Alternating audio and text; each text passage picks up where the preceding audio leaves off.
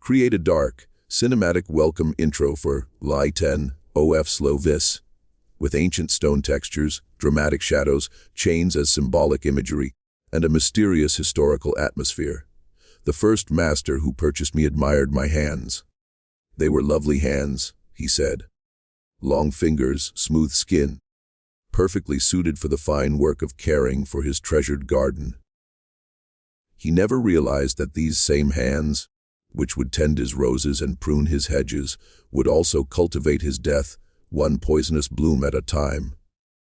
I am Delain, and I have ended 7 men, without ever touching their meals, without ever stepping into their kitchens, without ever being suspected of murder. I ended them with beauty, with the flowers they loved, the gardens they wandered through, the plants they insisted I grow for their enjoyment.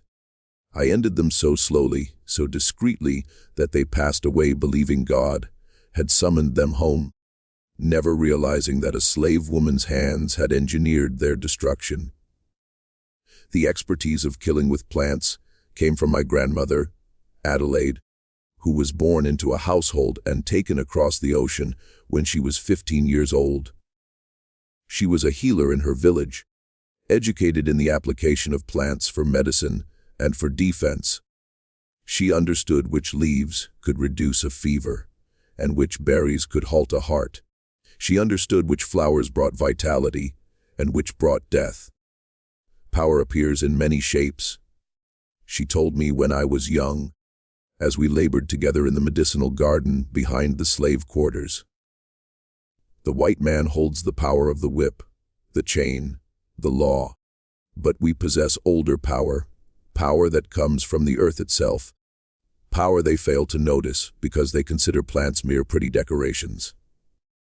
She instructed me in everything she knew, before she passed away when I was 16, taught me which plants were harmless and which were lethal, taught me how to identify them by their leaves and blooms and roots, taught me how to prepare them, how to conceal them, how to employ them as weapons when the moment arrived. Never apply this knowledge carelessly, she cautioned. This is power that requires respect, that demands purpose. You kill only when necessary, only when no other option for survival exists, only when justice calls for it. I was 32 years old in 1843 when I killed my first master, and I had suffered 16 years of slavery since my grandmother's death. I've been sold 3 times, each occasion to a plantation needing someone with expertise in ornamental gardening, someone capable of crafting the elaborate landscapes. Wealthy Southerners used to exhibit their taste and sophistication. My first master after my grandmother died was a man named William Blackwood, a tobacco planter in Virginia who took pride in having the most exquisite gardens in the county. He purchased me specifically for my reputation as a skilled gardener, paying a premium price for someone with my abilities. At first, I was merely grateful to be working with plants instead of in the fields, grateful to be employing the knowledge my grandmother had passed to me. But that gratitude faded quickly when I realized that Master Blackwood anticipated more than gardening from me. He anticipated me being available to him, whenever he wished, to surrender to his desires without opposition, to serve as both his gardener and his concubine.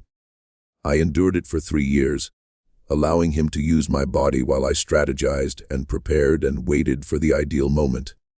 And then, in the spring of 1843, I started cultivating death in his beloved garden.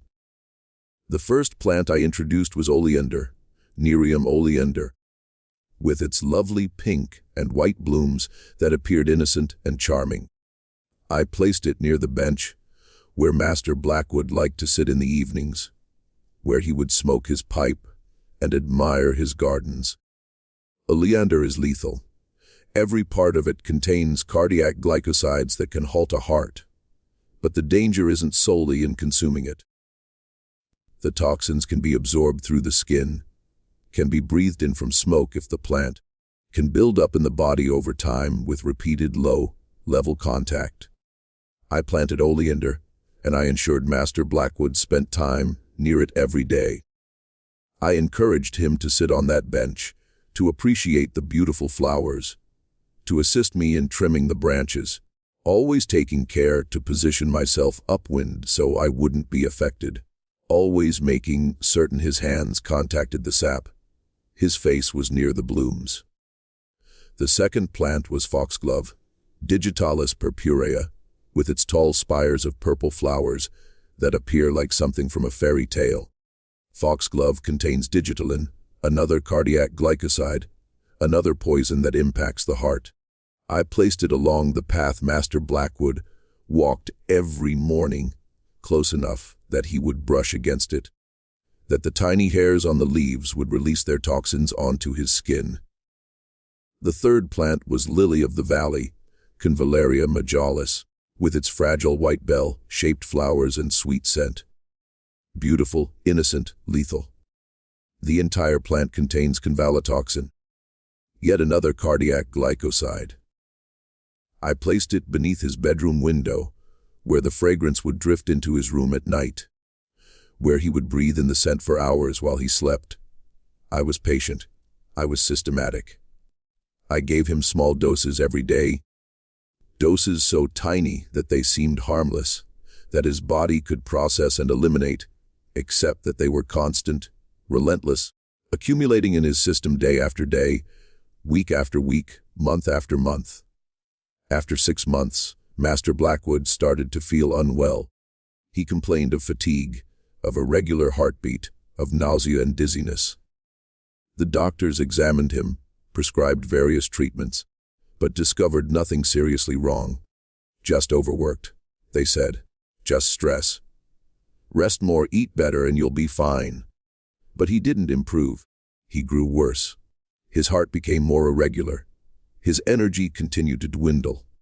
His hands started to tremble, and I continued my work, continued tending the garden, continued ensuring he was exposed to my beautiful, lethal plants every single day.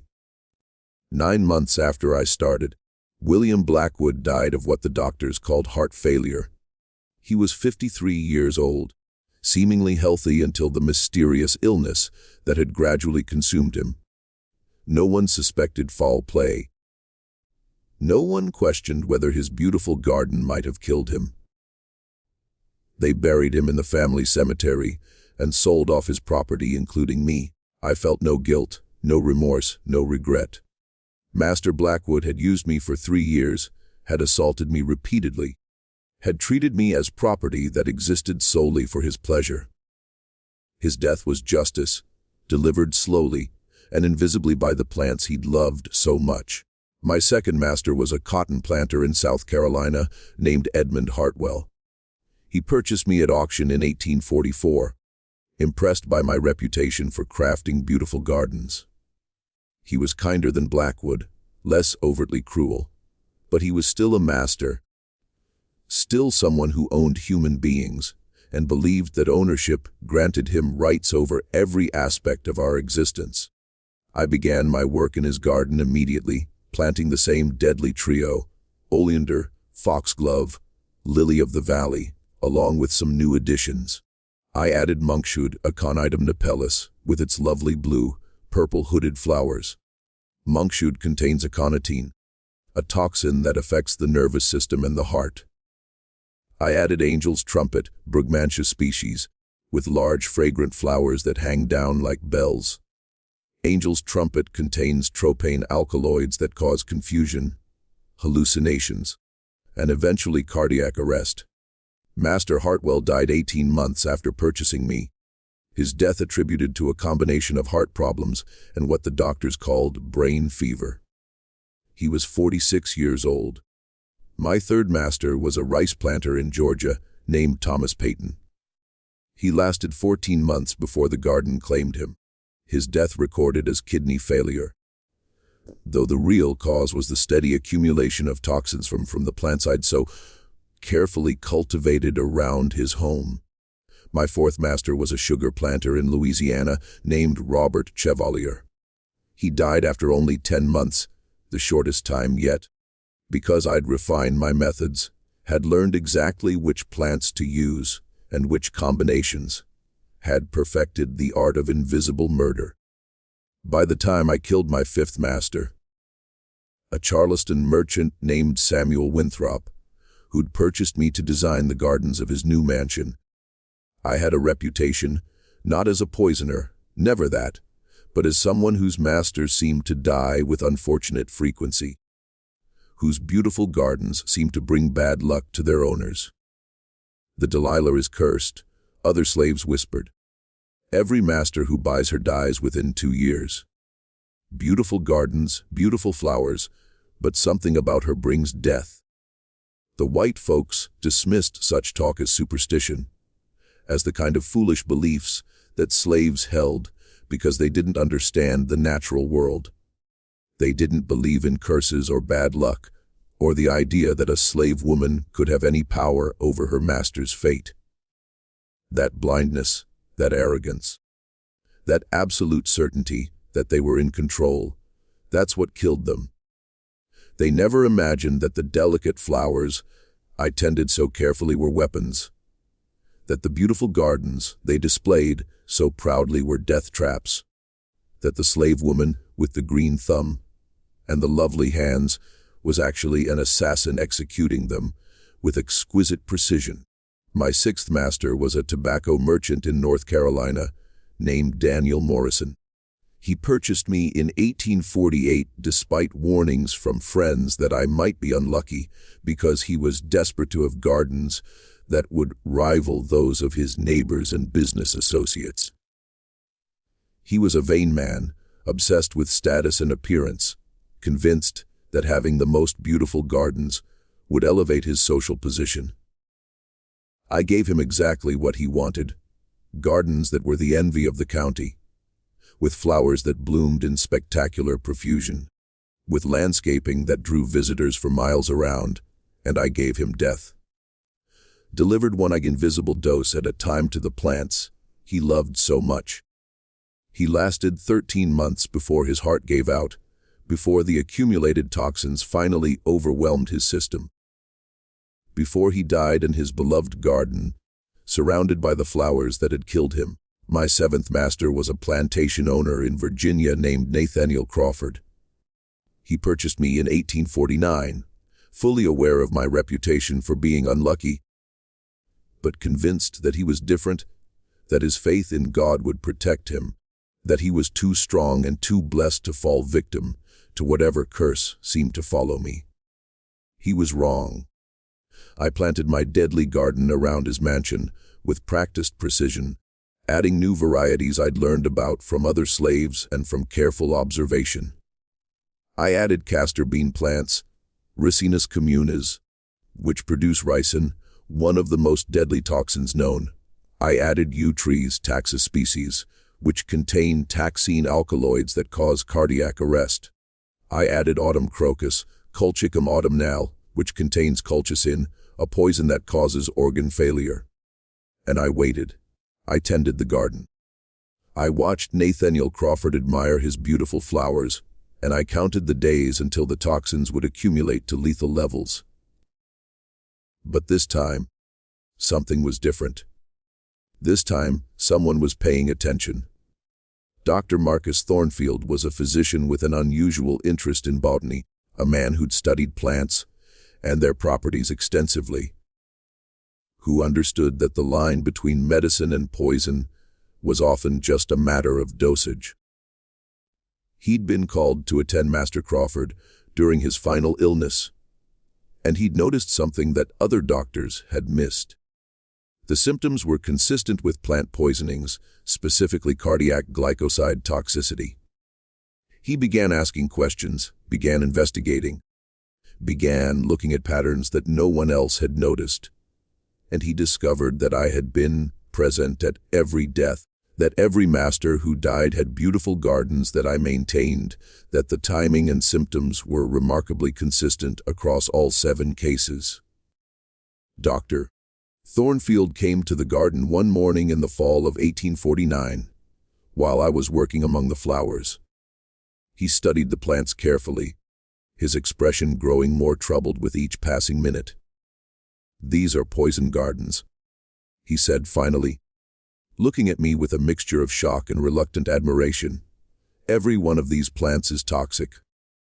Oleander, Foxglove, Lily of the Valley, Monk's Hood, Angel's Trumpet, Castor Bean, Autumn Crocus. This is an arsenal, not a garden. You've been killing them, haven't you?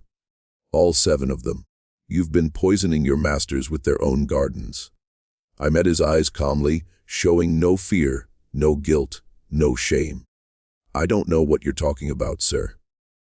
I just plant flowers, beautiful flowers that my masters request. If the flowers are dangerous, perhaps my masters shouldn't have asked for them." "But you knew, Doctor," Thornfield insisted. "You knew exactly what these plants could do. You cultivated them specifically for their toxic properties, positioned them where your masters would have maximum exposure, ensured they were slowly poisoned over months. This is murder, premeditated, calculated murder. Is it murder to plant flowers? I ask. Is it murder if a man admires beauty, and that beauty happens to be deadly? These plants exist in nature, Dr. Thornfield. They grow wild in forests and fields. If God made them poisonous, is it my fault that men choose to cultivate them?" "You could hang for this," he said. "I could report you to the authorities, could testify about what I've discovered. You could be executed for what you've done. Then do it," I said calmly. "Report me, testify, explain to everyone how a slave woman with no access to kitchens or food managed to poison 7 different men in 7 different locations, using only flowers. Explain how I forced these men to sit near poisonous plants, to touch them, to inhale their fragrances. Explain how it's my fault they chose to cultivate deadly beauty." Dr. Thornfield was silent for a long moment, understanding the impossible position he was in. He could accuse me, could present his evidence, but proving intentional murder would be nearly impossible. I'd never touched their food, never been near them when they ingested anything, never done anything except plant flowers in gardens and care for them. Any prosecutor would struggle to prove criminal intent, would struggle to demonstrate that I deliberately poisoned anyone, rather than simply following orders to plant specific flowers. 7 men are dead because of you, he said finally. 7 men who owned other human beings are dead, I corrected. 7 men who assaulted and beat and worked to death people they considered property. 7 men who participated in a system of brutality and exploitation. If my gardens happen to kill them, perhaps that's God's justice, not my crime. You're dangerous, Dr. Thornfield said, more dangerous than anyone realizes. And Master Crawford is dying just like the others. In a few days he'll be dead, and you'll be sold to someone else, and the pattern will continue unless you stop it. I said, unless you report me, have me arrested, bring me to trial. But then you'll have to explain how you know so much about plant poisons, how you were able to identify my methods. And people might start to wonder if you're not projecting, if you're not describing your own knowledge and methods rather than mine. It was a bluff, but it worked. Dr. Thornfield backed down, recognizing that accusing me would raise uncomfortable questions about his own expertise in toxicology. He left the garden that day without reporting me, without taking action, leaving me free to continue my work. But I knew my time was running out. He'd figured out what I was doing, which meant others might figure it out too.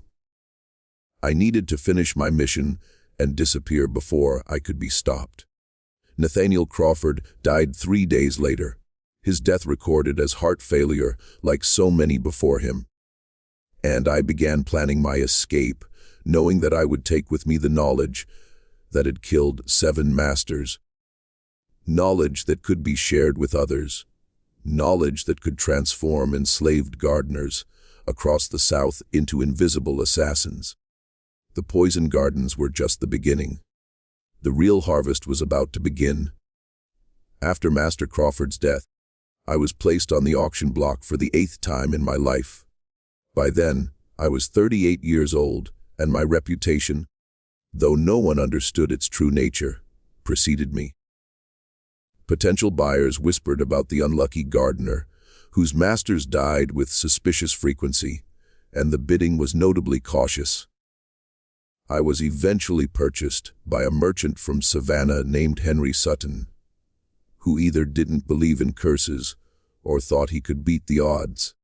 He bought me for half of what I would have commanded without my reputation, taking me to his elaborate townhouse with its already established gardens. But I wasn't planning to stay long enough to kill him. During the weeks between Crawford's death and my purchase by Sutton, I'd made a decision. It was time to spread the knowledge my grandmother had given me, time to transform what I'd learned from a personal weapon into a collective one, time to teach other enslaved women how to turn gardens into graveyards. But first, I needed to document my methods to create a system that could be taught and replicated to transform instinct and inherited knowledge into something that could be shared. I began in Master Sutton's garden, not to kill him, not yet at least, but to perfect and codify my techniques. I divided the poisonous plants into categories based on their mechanisms and effects. The heart stoppers, Oleander, Foxglove, Lily of the Valley, plants containing cardiac glycosides that affected heart rhythm and could cause cardiac arrest. These were my primary weapons, reliable and difficult to detect because heart problems were common among wealthy men who lived sedentary lives and ate rich food. The nerve destroyers, monkshood, angel's trumpet, belladonna, hemlock plants containing alkaloids that affected the nervous system, causing tremors, confusion, paralysis, and eventually death.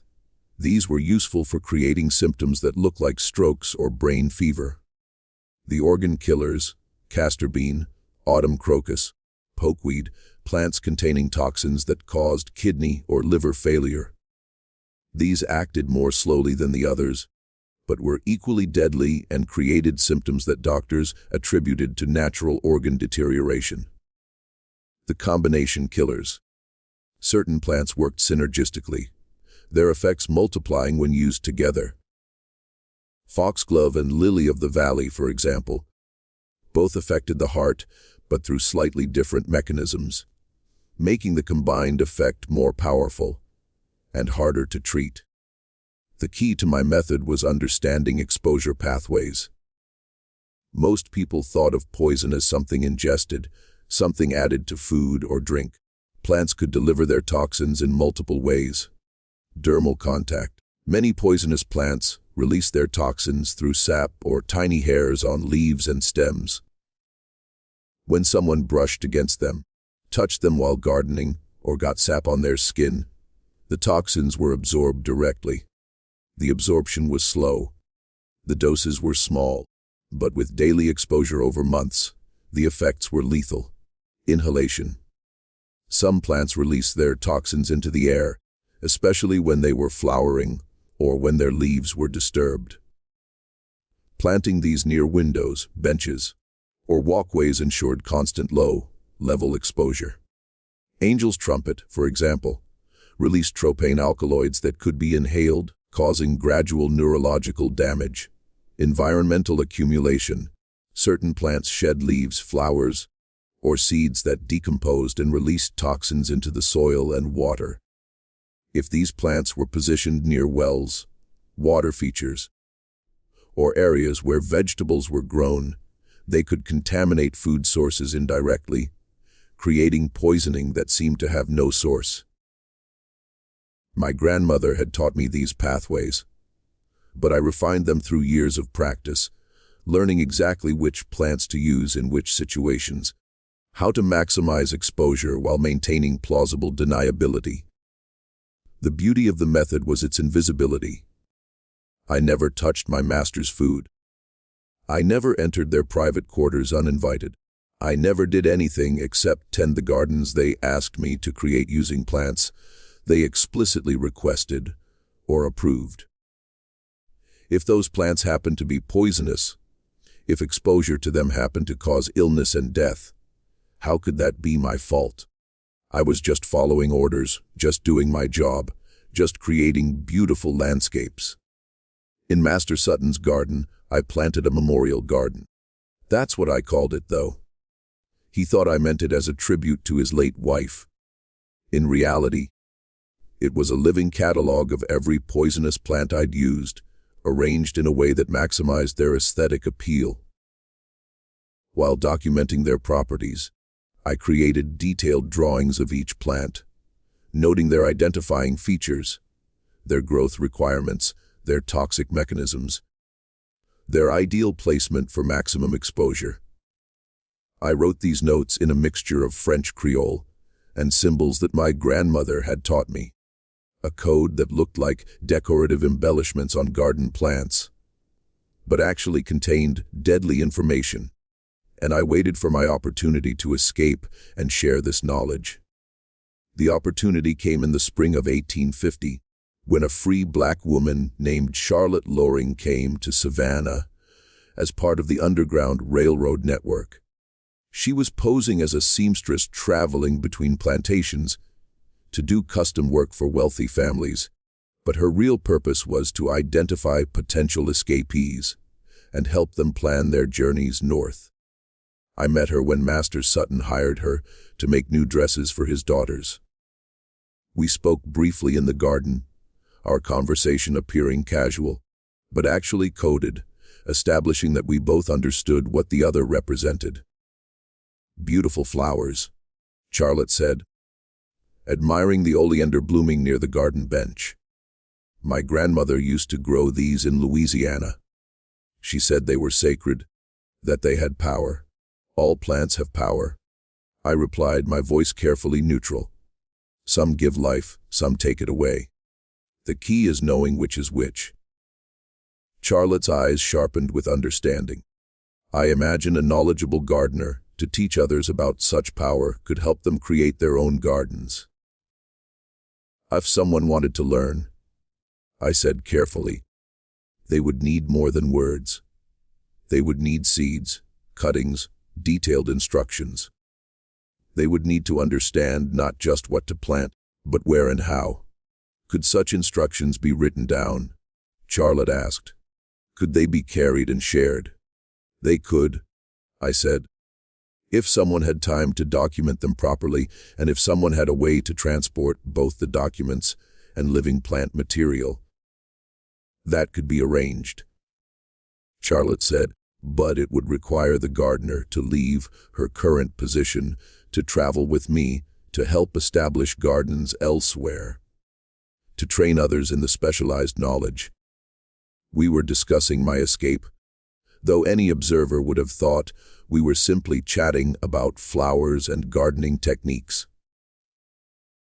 Charlotte was offering to help me reach the Underground Railroad to travel north while using my knowledge to help other enslaved people along the way. "When?" I asked simply. 2 weeks, Charlotte said. "There's a network of safe houses between here and Virginia. At each one, there are women who work in gardens who could benefit from learning these techniques. We could travel from house to house, plantation to plantation, spreading the knowledge as we go." I agreed immediately. 2 weeks gave me time to prepare everything I would need: the seeds and cuttings for my poisonous plants, the documentation I'd been creating, the tools and supplies that would allow me to teach others. During those 2 weeks, I also completed one final task. I ensured that Master Sutton's garden would kill him. I couldn't leave him alive and healthy. Couldn't waste the opportunity, couldn't let him continue to profit from slavery. So, I accelerated my usual timeline, increased the toxin exposure, pushed him toward the same fate that had claimed my previous 7 masters. I planted additional oleander near his favorite reading spot. I added yew branches to the flower arrangements that his daughters placed throughout the house. I positioned Angel's trumpet beneath his bedroom window, ensuring he inhaled its neurotoxic fragrance every night. And I waited, watching as the symptoms began: the irregular heartbeat, the confusion, the gradual weakening that doctors would attribute to age and natural decline. By the time I escaped with Charlotte, Henry Sutton was dying, though he didn't know it yet. He would last another month, maybe 2, before the accumulated toxins finally stopped his heart.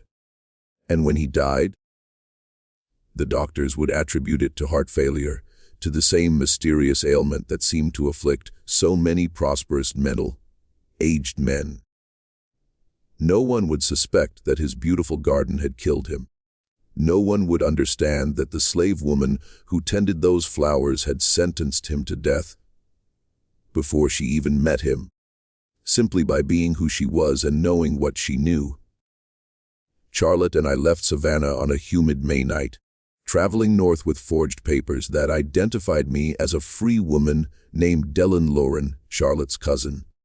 We moved slowly, stopping at plantations and farms where members of the Underground Railroad had identified enslaved women who worked with plants, who might be willing to learn my methods, who might be able to use gardens as weapons. At each stop, I taught them. I showed them how to identify poisonous plants, how to cultivate them without how to position them for maximum exposure, how to be patient and methodical and invisible. I gave them seeds and cuttings from my deadly collection, along with drawings and instructions for their use. This is not revenge, I told them. This is justice. This is power. This is using the master's own love of beauty against him. But it requires patience, requires intelligence, requires the ability to wait months or years for results. Can you be patient? Some could. Some understood immediately what I was offering them. A way to fight back without raising a hand, a way to kill without being caught, a way to strike at the heart of slavery itself by eliminating the masters who perpetuated it. Others were afraid, unable to imagine taking such risks, unable to believe that a garden could be a weapon. I didn't push them, didn't try to convince them. This knowledge was dangerous, and it was only useful to people who were willing to use it. We traveled for 6 months, moving through Georgia, South Carolina, North Carolina, Virginia. Each stop bringing new students, new gardens, new seeds of death planted in soil fertilized by slavery and watered with tears of the enslaved. And everywhere we went, I heard stories. Stories of masters dying mysteriously of sudden illnesses that doctors couldn't explain, of wealthy men struck down in their prime by heart problems and organ failures that seemed to come from nowhere. Some of those deaths were, of course, natural, but some weren't. Some were the work of other women like me, women who'd learned from their grandmothers or mothers or aunts, women who discovered independently what I'd been taught, women who'd been using gardens as weapons long before I'd killed my first master. I wasn't unique. I was just part of a tradition, a lineage of plant knowledge that stretched back to Africa, that had survived the Middle Passage, that had been passed down through generations of enslaved women who understood that power came in many forms and that beauty could be deadly. My contribution was to systematize that knowledge, to document it, to turn scattered individual practices into a methodology that could be taught and replicated. I was transforming folk knowledge into a science, turning inherited wisdom into a manual for invisible resistance.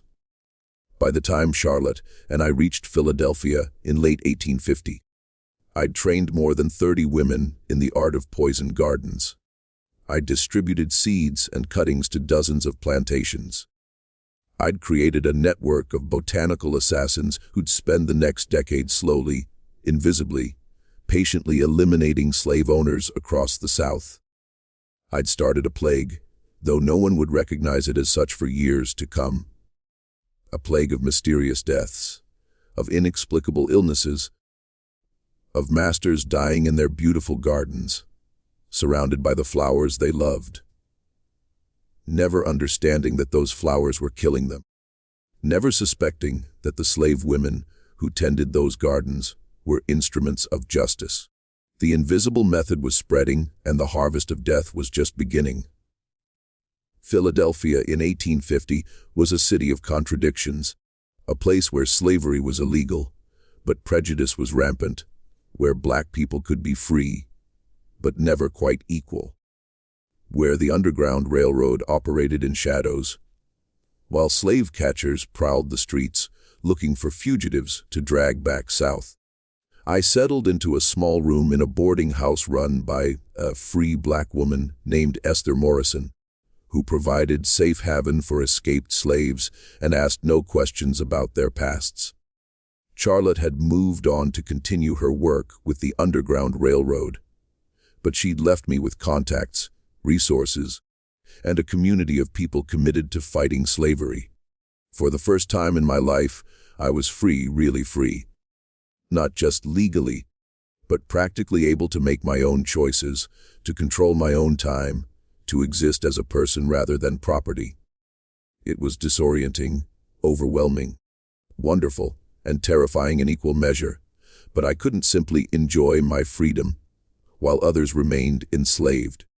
I couldn't rest while the knowledge I possessed, knowledge that could strike at the heart of slavery, remained unused. So, I continued my work teaching and training anyone willing to learn, documenting my methods in greater detail, creating what would eventually become a comprehensive manual of botanical assassination.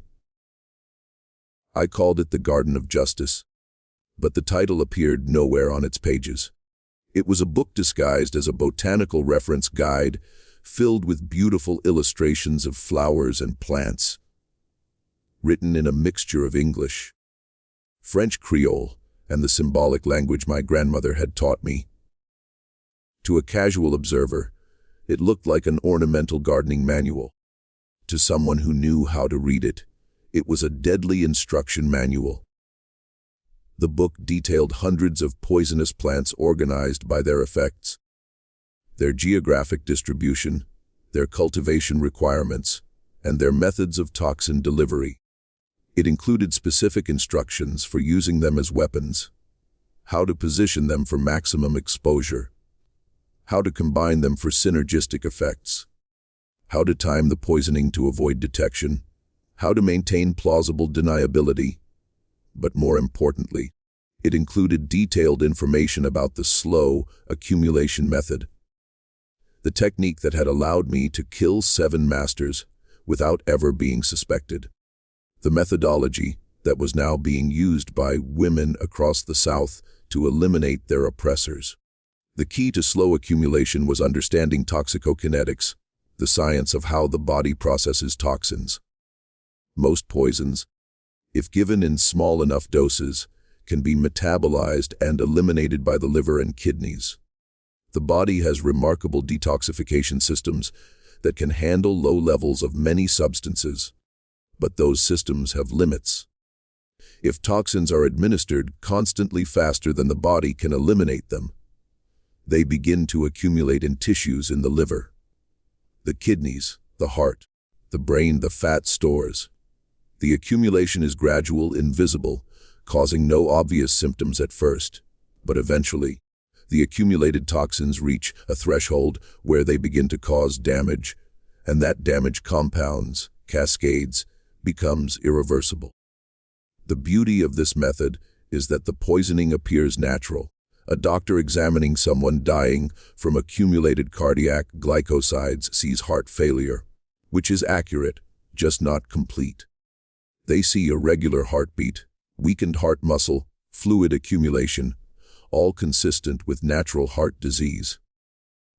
They don't see poison because they're not looking for it, because the symptoms develop so gradually that they seem like natural decline. And even if they suspected poisoning, testing for it is difficult when the doses are so small and so constant. The toxins are present in the body, yes, but at levels that might be attributed to environmental exposure. to consuming plants accidentally, to any number of innocent explanations. This was the method I documented in my book, along with specific protocols for different situations. The short protocol 6 to 12 months for situations where speed was more important than absolute security. Used higher doses and more potent plant combinations. Riskier but faster. The long protocol 12-24 months. The method I'd used most often balanced speed with security, killed reliably while maintaining plausible deniability. The extended protocol 2 to 5 years for situations where maximum security was essential. Extremely slow, extremely safe, virtually undetectable. The victim died so gradually that even family members didn't realize something was wrong until the final stages. Each protocol included specific plant recommendations, positioning strategies, exposure maximization techniques, and warning signs that might indicate the poisoning had been detected. I also included a section on risk management. How to avoid suspicion. How to respond if questioned. How to ensure that even if one poisoner was caught, the network wouldn't be compromised. The key was independence. Each woman worked alone, knew only contacts, could never expose the broader network, even if tortured or coerced. As I worked on this documentation, I began hearing reports from the South. Reports that confirmed my methods were spreading. That the network I'd helped establish was functioning. That masters were dying with increasing frequency for mysterious illnesses. A plantation owner in Georgia died of heart failure at 45. His beautiful gardens, tended by a slave woman who'd learned from a visitor passing through 6 months earlier. A tobacco merchant in Virginia died of kidney failure at 52. His ornamental gardens, designed by a slave who'd received seeds and instructions from a free black woman traveling through the area. A rice planter in South Carolina died of what doctors called apoplexy at 49. His elaborate gardens maintained by a slave who'd been taught the slow accumulation method by another enslaved woman. The pattern was impossible to see unless you knew what to look for. Unless you understood that these deaths were connected, that they were part of a coordinated campaign of botanical assassination being waged by enslaved women across the South. And the white folks didn't see it. They saw individual tragedies, unfortunate natural deaths, the kind of illnesses that afflicted prosperous middle-aged men who lived sedentary lives. They never imagined that the flowers their slaves tended with such care were weapons, that the gardens they displayed so proudly were death traps, that a coordinated resistance movement was killing them slowly from within. In 1852, I received a visitor, a young enslaved woman named Sarah, who'd escaped from a plantation in Alabama and made her way north with help from the Underground Railroad. She'd been sent to me specifically because she had questions about botanical methods, because she wanted to learn not just for herself, but to take the knowledge back south. "I'm planning to go back," she told me, her voice firm despite the obvious danger of what she was proposing. "I'm going to pretend I was recaptured, going to return to the plantation and continue the work. But I need to know I'm doing it right, need to understand the methods completely. Going back is suicide," I warned her. "If they catch you, if they realize you escaped and returned, they'll kill you." "They're killing us anyway," Sarah said simply. "Just slowly with work and violence and despair. At least this way I'm fighting back. At least this way I might save some lives by taking others." I couldn't argue with that logic. So I taught her everything I knew. Spent 3 weeks training her in plant identification, cultivation, positioning, and the slow accumulation method. I gave her seeds carefully hidden in the lining of her clothes, gave her a copy of my documentation disguised as a Bible, gave her the knowledge that might kill her or might allow her to kill dozens of masters over the course of her life. "Be patient," I told her before she left. Be methodical. Be invisible. The moment you become visible, the moment anyone suspects what you're doing, you're dead. Success requires absolute patience and perfect execution. I understand, Sarah said, on Delilah. Thank you for the knowledge, for the training, for showing us that we have power, even when we seem powerless. You've given us a weapon that no one can take away. Knowledge that can be passed down through generations. That's worth more than freedom. That's worth everything. She left Philadelphia in the spring of 1853, disappearing back into the South, back into slavery, back into danger. I never learned what happened to her, never knew if she succeeded or was caught, never discovered how many masters she might have killed. But I thought about her often, wondered if she was out there planting death in beautiful gardens, wondered if some of the mysterious deaths I heard about were her work.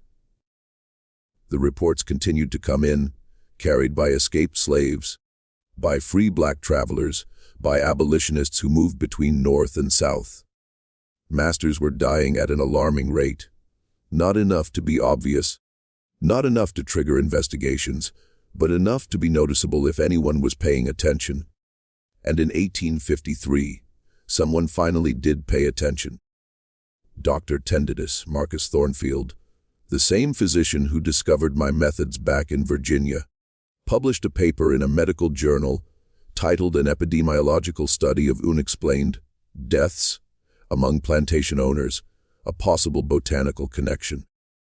In the paper, he documented what he discovered, an unusual pattern of deaths among slave owners, particularly those who maintained elaborate ornamental gardens. He noted the consistency of symptoms, primarily cardiac and renal failures, and the presence of known poisonous ornamental plants in many of the gardens where the victims had spent significant time. I propose, he wrote, that we are witnessing not a series of unrelated natural deaths, but rather a coordinated campaign of botanical poisoning perpetrated by individuals with extensive knowledge of toxic plants. The consistency of the pattern, the prevalence of ornamental poisonous plants in the gardens of the deceased, and the statistical improbability of so many similar deaths in similar circumstances all point to intentional poisoning. The paper caused a minor sensation in medical circles, but it was largely dismissed by the general public and by slave owners themselves. The idea that slaves, illiterate, ignorant slaves as they thought of us, could orchestrate such a sophisticated campaign of poisoning was simply too absurd to take seriously. Thornfield's lost his mind. One plantation owner wrote in response, "He's seeing conspiracies where there are only coincidences. Our slaves don't have the intelligence or the knowledge to execute such a plan. They're simple people incapable of this kind of complex thinking." That arrogance, that absolute certainty in our inferiority, was exactly what made the method so effective. They couldn't imagine that we were capable of what we were doing. So, they didn't see it even when evidence was presented directly to them. But Dr. Thornfield's paper did have one effect. It made some plantation owners more cautious about their gardens, more suspicious of the slaves who tended them. A few even went so far as to have their gardens redesigned, removing plants that Thornfield had identified as potentially dangerous. Those precautions saved some lives, I'm sure, but they also came too late for many, and they failed to address the broader network we'd established because by 1853, the knowledge had spread too far to be contained, had been taught to too many women, had taken root in too many gardens across the South. The slow accumulation was continuing. The harvest of death was ongoing, and there was nothing they could do to stop it without fundamentally changing the system that had created it. You can't maintain slavery while simultaneously trusting slaves with your gardens, your food, your children, your lives. You can't brutalize people and expect them not to fight back. You can't create a system of absolute power over human beings and be surprised when those human beings find ways to strike back at the powerful. We were fighting back, one poisoned garden at a time, one accumulated toxin at a time, one dead master at a time, and we would continue fighting until slavery itself was dead, until the gardens of the South bloomed with freedom instead of death. The slow accumulation had become a revolution, invisible, patient, deadly, and unstoppable. Dr. Marcus Thornfield's 1853 paper on unexplained plantation owner deaths might have been dismissed by most of society. But it caught the attention of someone who took it very seriously, Dr. Samuel Harold Peyton, a botanist and toxicologist from the University of Virginia, who specialized in poisonous plants native to North America. Dr. Peyton read Thornfield's paper with growing fascination, recognizing patterns that others had missed. As someone who'd spent 20 years studying plant toxins, he understood exactly what the symptoms described in the paper indicated. Not natural illness, but systematic poisoning using cardiac glycosides, alkaloids, and other plant-based toxins. In the fall of 1853, Dr. Peyton undertook what he called a botanical survey of plantations, where masters had died under circumstances matching Thornfield's description. He traveled through Virginia, North Carolina, South Carolina, and Georgia, visiting estates, examining gardens, documenting plant species, and interviewing survivors and doctors. What he discovered shocked him. At every single plantation where a master had died mysteriously, the gardens contained an unusual concentration of poisonous ornamental plants: oleander, foxglove, lily of the valley, monkshood, angel's trumpet, castor bean, autumn crocus, plants that were beautiful but deadly, plants that most people admired without understanding their danger. More significantly, he discovered that many of these gardens had been designed or maintained by enslaved women who worked exclusively with ornamental plants, who had reputations for creating beautiful landscapes, who had extensive knowledge of botany that seemed unusual for people who supposedly had no formal education. Dr. Peyton began connecting dots that no one else had noticed. He discovered that several of these women had worked at multiple plantations where masters had died. He learned that some of them had traveled extensively, unusual for slaves, visiting other plantations to consult on garden design. He found that they communicated with each other, sharing seeds and cuttings and advice about cultivation. And he realized with growing certainty that he was looking at a network, an organized resistance movement using botanical knowledge as a weapon against slavery. In January of 1854, Dr. Peyton published his findings in a detailed monograph titled Poisongardens, a study of botanical assassination among the enslaved population. The monograph was comprehensive, scientific, and damning. It laid out exactly how enslaved women were using poisonous plants to kill their masters, documented the specific plants and methods being used, and called for immediate action to prevent what he called a silent epidemic of botanical murder. Unlike Thornfield's paper, which had been theoretical and easily dismissed, Peyton's monograph was concrete and impossible to ignore.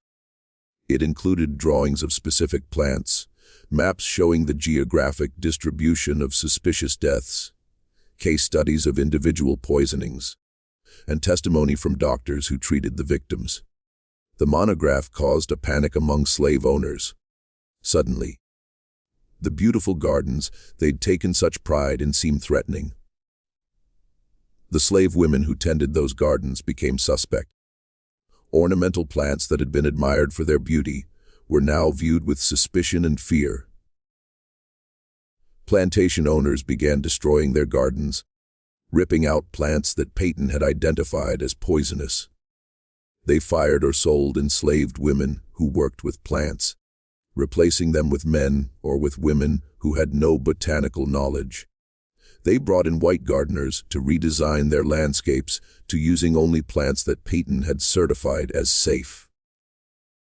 And they began investigating, looking for evidence of the network that Peyton had described, trying to identify the women who were part of it, trying to understand how widespread the poisoning campaign had become. This created a crisis for our network. Many of the women I trained were suddenly under suspicion, their movements restricted, their access to gardens limited or eliminated entirely. Some were questioned, threatened, even tortured in attempts to extract confessions or information about other members of the network. News of Peyton's investigation reached me in Philadelphia through the UndergroundRailroad communication network. Charlotte brought me a copy of the monograph, her face grave. "They know," she said simply. "Not everything, but enough. They know about the Poisongardens. They know enslaved women are behind it. And they're looking for the source. They're looking for whoever started this, whoever trained the others. They're looking for you, Delain." I read the monograph carefully, analyzing what Peyton had discovered and, more importantly, what he hadn't. He'd identified the methods, the plants, the general pattern. But he hadn't identified me specifically, hadn't traced the network back to its origins, hadn't discovered the documentation I'd created or the training system I'd established. "He's smart," I said, setting down the monograph. "Smarter than I expected, but he's also working from incomplete information. He knows what we're doing, but not how we're doing it. He knows there's a network, but not how it's organized. And he doesn't understand that this knowledge isn't new, isn't something I invented. It's old, passed down through generations, part of our heritage from Africa. That won't matter if he catches you," Charlotte warned. "If they connect you to even one of those deaths, they'll execute you publicly, brutally, as a warning to others. You need to be more careful, need to limit your activities, need to—" "No," I interrupted. "I need to do the opposite. Peyton's investigation will disrupt our network temporarily, that it won't destroy it. The knowledge is already out there, already being used, already embedded in communities across the South. What I need to do now is ensure that knowledge survives, that it can be passed down even if I'm caught, even if the current network is dismantled." Over the next few months, I worked on creating multiple copies of the Garden of Justice, hiding them with different members of the Underground Railroad network, ensuring that even if some copies were discovered and destroyed, others would survive. I also began training teachers, women who could pass on the knowledge, even if they never used it themselves, who could ensure the tradition continued through generations. But I also knew I needed to respond directly to Peyton's investigation, needed to demonstrate that his discoveries hadn't stopped us, that the Botanical assassination campaign would continue despite increased scrutiny. I decided to target Dr. Peyton himself. It was risky, targeting someone who'd explicitly studied our methods, who understood plant poisons better than most, who would be on guard against exactly the kind of attack I was planning. But it was also necessary both practically and symbolically. Practically, because eliminating him would slow the investigation. Symbolically, because it would demonstrate who'd even those who thought they understood our methods, who believed they could defend against us, were still vulnerable. I traveled to Charlottesville in the spring of 1854, using forged papers identifying me as Delain Warren, a free woman of color from New Orleans visiting relatives. I established myself in the free black community, found work as a servant, and began gathering information about Dr. Peyton's habits and routines. He lived in a modest house near the university surrounded by, ironically, a garden. His garden was different from those I usually worked with. It was a research garden containing specimens he was studying, including many of the poisonous plants he documented in his monograph. The irony was almost too perfect. The man who'd exposed our methods surrounded himself with the very weapons we used, believing his knowledge made him safe, that understanding the plants would protect him from their effects. He was wrong. I couldn't access his garden directly. He had students and assistants who worked there, and an unknown woman approaching would attract attention. But I didn't need direct access. I needed only to know what plants he had, how he interacted with them, and how to maximize his exposure without being detected. I observed his routine for 3 weeks, learning that he spent several hours every day in his research garden, that he often worked without gloves, that he had a habit of bringing cut flowers and plant specimens into his house for closer study. And then I acted. I identified a student worked in Peyton's garden, a young man who was struggling financially and willing to accept small payments for running errands. Through intermediaries, I arranged for him to deliver a gift to Dr. Peyton, a bouquet of flowers from an admirer who appreciated his important work. The bouquet was beautiful, carefully arranged, containing flowers that were perfectly safe when viewed, but deadly when handled repeatedly. Monkshood, Oleander, Foxglove, all arranged with their stems freshly cut, releasing sap that contained high concentrations of toxins. Dr. Peyton accepted the bouquet graciously, placed it in a vase in his study, and returned to his work. Over the next few days, he handled the flowers repeatedly, rearranging them, examining them with his botanist's eye, even dissecting some of the blooms to study their structures. Each time he touched them, he absorbed a small dose of mixed toxins. Not enough to cause immediate symptoms, not enough to trigger alarm, but enough to begin accumulating in his system. I sent more bouquets over the following weeks, each one seemingly from a different admirer, each one carefully designed to deliver measured doses of plant toxins. I varied the plants, the arrangements, the delivery methods, ensuring that no pattern would be obvious, that the poisoning would seem like natural illness rather than intentional attack. 6 weeks after I'd sent the first bouquet, Dr. Peyton began experiencing symptoms: irregular heartbeat, nausea, confusion, visual disturbances. He recognized the symptoms immediately, understood he was being poisoned, and sought treatment. But understanding the problem didn't help him solve it. The toxins had been accumulating for weeks, were stored in his tissues, were causing damage faster than his body could repair. His heart was failing, his kidneys were shutting down, his nervous system was compromised. He died in July of 1854, 2 months after the first bouquet, surrounded by the poisonous plants he'd spent his career studying. The doctors treating him knew he'd been poisoned. His own diagnosis had told him that. But they couldn't identify the source, couldn't determine how the poison had been delivered, couldn't trace it back to the mysterious bouquets from admirers, and no one connected it to me. I was just a servant, an unremarkable free black woman living quietly in the community, someone who'd never met Dr. Peyton, who had no apparent connection to his work or his death. Dr. Peyton's death had exactly the effect I'd intended. It terrified those investigating the botanical poisoning network. If someone as knowledgeable as Peyton could be killed despite understanding the methods, despite being on guard, despite actively studying the threat, then no one was safe. The investigators became hesitant, reluctant to pursue their inquiries too aggressively, afraid that too much attention would make them targets. The investigation didn't stop entirely, but it slowed dramatically.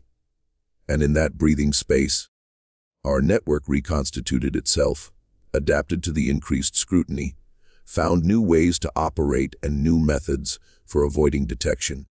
The botanical assassination campaign continued, and I returned to Philadelphia satisfied that I'd sent a clear message. We would not be stopped. We would not be intimidated, and those who tried to expose us would face the same fate as those who'd enslaved us. The Poisongardens would bloom until slavery itself was dead. Dr. Peyton's death in 1854 should have ended the investigation into botanical poisonings, but instead it created a different kind of attention.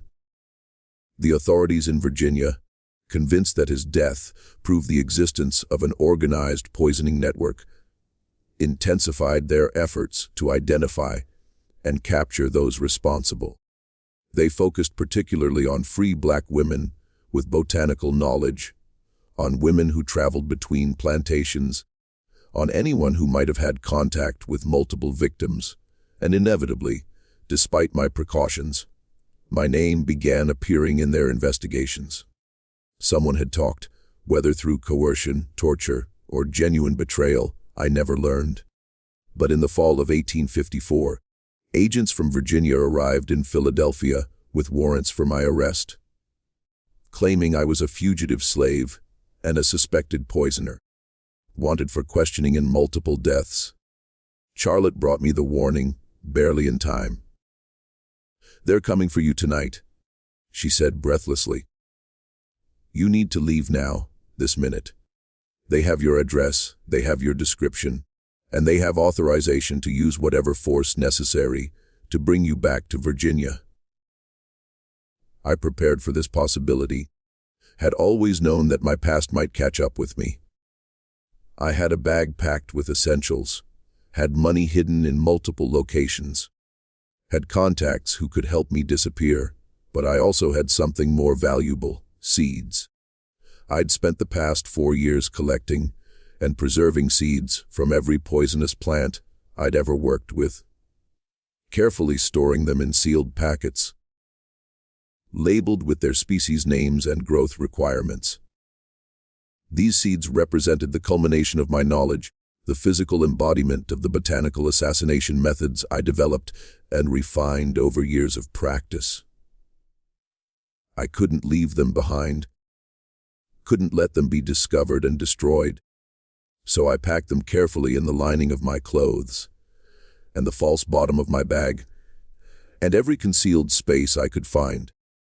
Hundreds of seed packets, representing dozens of species, carrying the potential for thousands of poison gardens that could be planted across the South. "Where will you go?" Charlotte asked as I finished my preparations. "West," I said. "Not north to Canada like they'll expect. West through the territories, where slavery is still being debated, where the law's unclear, where I can move without being traced." "That's incredibly dangerous," Charlotte warned. "The territories are violent, lawless. A black woman traveling alone will be safer than a black woman in custody in Virginia." I interrupted. "If they catch me, they'll execute me publicly. They'll make an example of me. They'll ensure everyone knows what happens to slaves who fight back. I won't give them that satisfaction. I won't let my death be used to terrorize others into submission." I left Philadelphia that night carrying my seeds, my documentation, and my determination to ensure the knowledge would survive even if I didn't. I traveled west through Pennsylvania into Ohio, then into Indiana and Illinois, always moving, never staying anywhere long enough to be traced. And everywhere I went, I found women working with plants.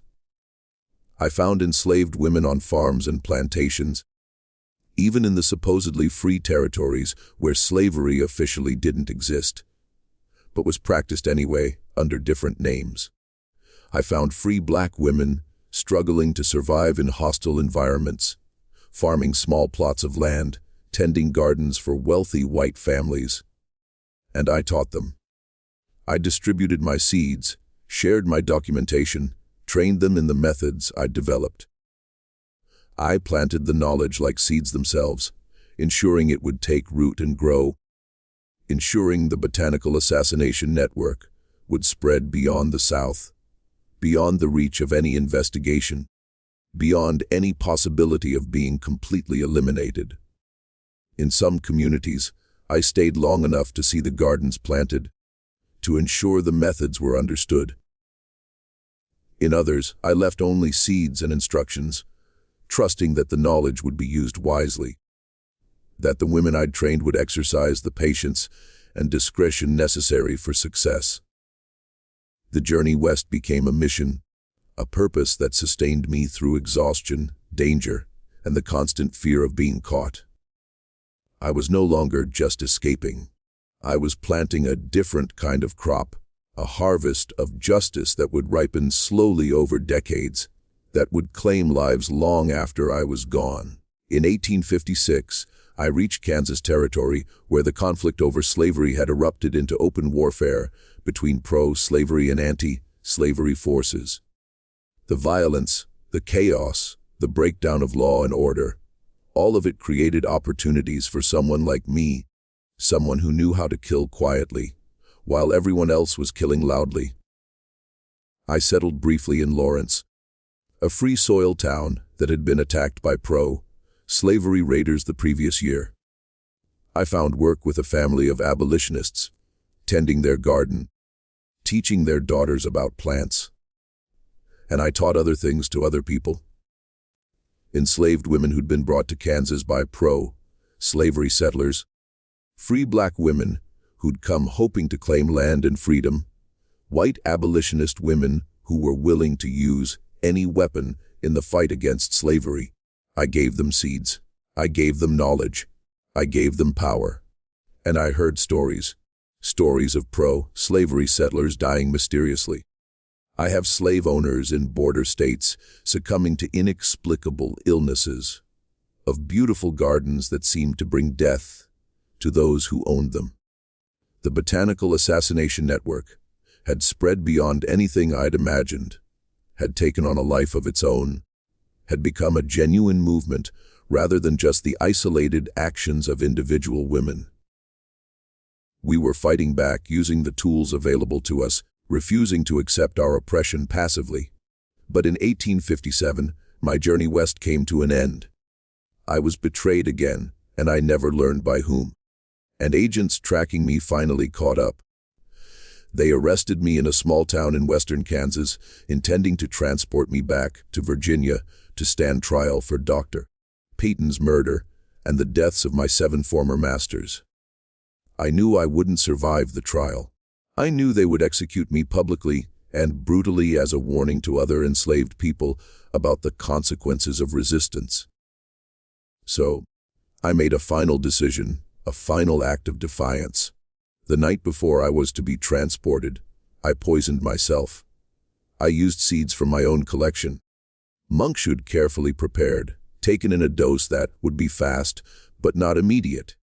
That would give me time to destroy any remaining documentation before the effects became irreversible.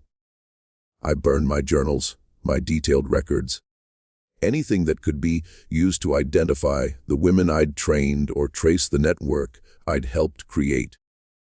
I left only the seeds carefully hidden, where they would be found by the right people, where they would continue spreading long after I was gone.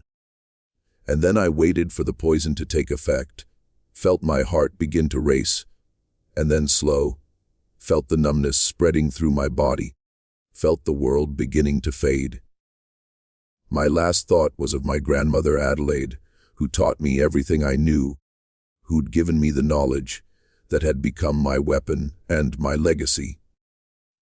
I hoped she would be proud of what I'd done with her gift, how I'd transformed her healing knowledge into a tool of justice, how I'd used beauty to deliver death to those who deserved it. They found me dead the next morning, slumped in my cell, with no obvious cause of death. The doctors who examined me were baffled. I appeared to have died of heart failure, but I was only 46 years old and had seemed healthy the day before. They never understood that I poisoned myself with the same plants I'd used on others, that I'd chosen my own death rather than give them the satisfaction of executing me, that even in death I was demonstrating the power of botanical knowledge. But my story didn't end with my death. The seeds I'd hidden were found by members of the Underground Railroad network and distributed across the South and West. The women I trained continued their work training others in turn, creating a lineage of knowledge that would persist for decades. In the 1850s and 1860s, there was an unexplained epidemic of deaths among slave owners. Heart failures, kidney failures, neurological disorders that struck down men in their prime. Doctors were baffled, unable to explain why so many wealthy, seemingly healthy men were dying suddenly. Some attributed it to the stress of the approaching Civil War. Others blamed changes in diet or environment or any number of natural factors. No one saw the pattern. No one connected the deaths to the beautiful gardens that surrounded the victims' homes. No one understood that a silent war was being waged using flowers as weapons. The Botanical Assassination Network continued operating through the Civil War and into Reconstruction, gradually fading as slavery ended and the women who carried the knowledge died or stopped teaching it. But echoes of it persisted in folk traditions, in stories of plants that could bring death, in warnings about handling certain flowers, in the careful respect that some communities maintained for botanical knowledge. Delain's legacy wasn't just the men she killed or the network she created. It was the demonstration that power came in many forms, that resistance didn't always look like violence, that beauty could be deadly, and that knowledge, especially knowledge of the natural world, was a weapon that no master could confiscate, no law could forbid, no chain could restrain. She died in 1857, never living to see slavery abolished, never knowing that her methods would inspire generations of people to recognize that even the most oppressed had power, that even slaves could fight back, that justice could be achieved through patience, intelligence, and the strategic use of knowledge. The 7 masters she killed directly were just the beginning. The women she trained killed dozens more, and the knowledge she preserved and distributed to hundreds of deaths over decades. An invisible plague of botanical justice that struck at the heart of slavery itself.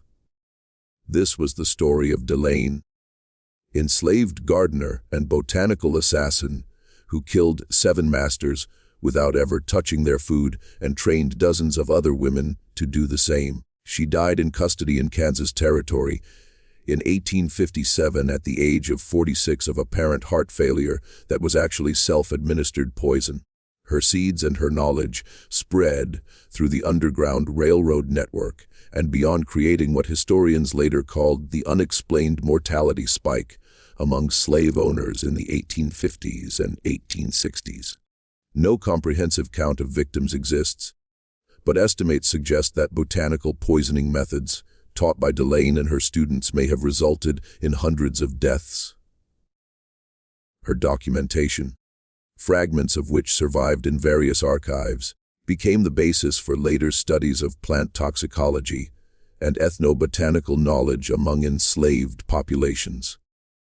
She was never publicly identified as the source of the poisoning network, and her role remained hidden until historians, piecing together fragmentary evidence in the 20th century, began to understand the scope of what she'd accomplished. She is buried in an unmarked grave somewhere in Kansas, but her legacy lives in the folk knowledge of poisonous plants that persists in some communities, and the caution with which certain flowers are still handled. In the stories of women who fought back using the knowledge that white society dismissed as mere superstition, Delain proved that the enslaved were never as powerless as their masters believed, that resistance took many forms, and that sometimes the deadliest weapons were the most beautiful ones. The echoes of Delain's poisonous gardens reverberate through time, a chilling reminder that resistance flourishes in unexpected forms, that beauty can mask death, and that knowledge is the most powerful weapon of all. Her story reveals a hidden dimension of slavery resistance that historians are only beginning to understand. The botanical assassins who used their master's love of ornamental gardens to deliver justice, one toxic flower at a time. She transformed inherited African plant knowledge into a systematic methodology, trained dozens of women across the South, and created a network of invisible resistance that claimed hundreds of lives while never firing a shot or raising a hand in obvious violence. The slow accumulation of plant toxins, so gradual, so subtle, so perfectly mimicking natural illness, represents the ultimate strategic patience. The long game played by those with no other options. If these untold stories of botanical brilliance and invisible warfare resonate with you, join our community. Subscribe to Litany of Slaves to uncover more hidden truths from the shadows of slavery. Stories of those who fought back with intelligence instead of violence, who turned their oppressors' complacency into vulnerability, who proved that knowledge could be more deadly than any weapon. Your support ensures these powerful narratives of scientific resistance continue to educate and inspire. Leave a comment sharing your thoughts. Does Delain's method represent justified resistance or go too far? How does botanical assassination compare to other forms of resistance? Let us know which untold tale you'd like to hear.